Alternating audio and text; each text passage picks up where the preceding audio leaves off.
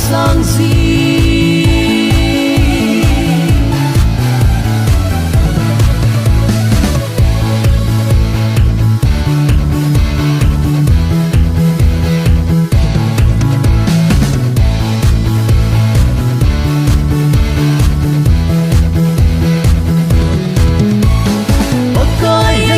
man hi anno min panin ba chei hi ipana apa chei la alam nom hi go thil to bangin asang zi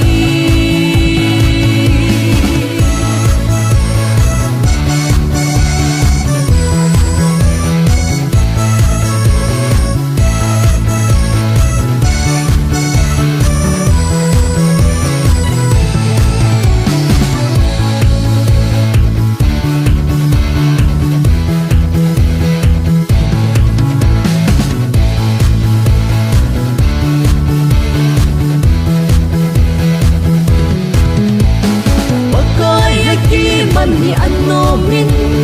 panin ba chei hi ipana ava chei la alam khom hi